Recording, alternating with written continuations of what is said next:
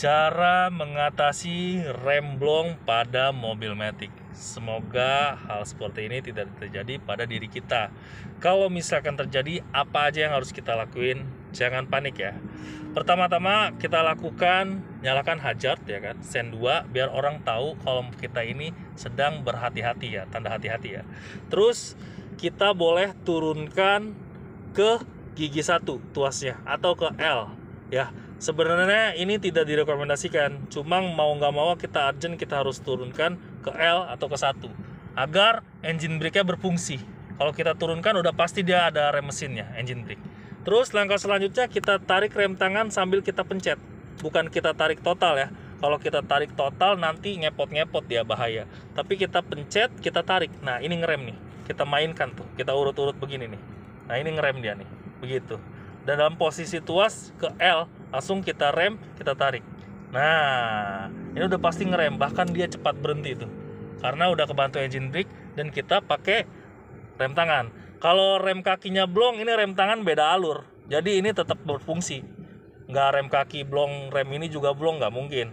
Nah, ini tetap berfungsi karena ini penggeraknya roda belakang, ini ngeremnya dia. Nah, biasanya ada ciri-ciri penyebab rem bakal blong nih. Mobil itu nggak mungkin tiba-tiba lagi jalan, tiba-tiba ngeblong. Itu mustahil. Kecil kemungkinan. Tapi penyebabnya apa? Dari rasa-rasanya di rem itu. Misalkan kita injek rem, di rem pedal itu, di pedal rem itu udah ada getaran. Nah, kita ngerem, dia ada getaran kuat ya.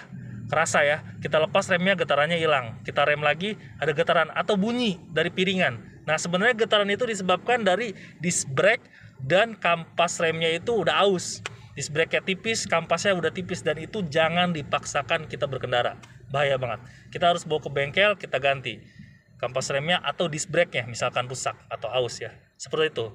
Terus yang kedua, rem mobil itu kita injek, terus dia ngelos ke dalam, kosong gitu, sampai mentok lantai. Nah itu juga udah tanda-tanda. Walaupun kita kocok lagi, dia isi lagi tuh.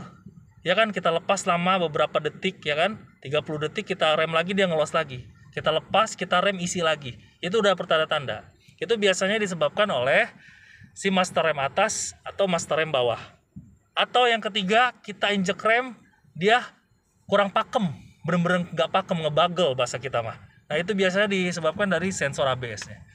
Setiap rem mau blong itu, mau ngeblong itu ada tanda-tanda. Ketika kita punya tanda-tanda ngerasa mobil nggak seperti normal seumumnya gitu yang biasa kita berkendara, kita jangan coba-coba berkendara, apalagi berkendara saat jauh ya. Itu sangat membahayakan kondisi kita. Jadi rem nggak enak, langsung kita bawa ke bengkel. Nggak ada toleransi untuk rem. Oke? Semoga bermanfaat.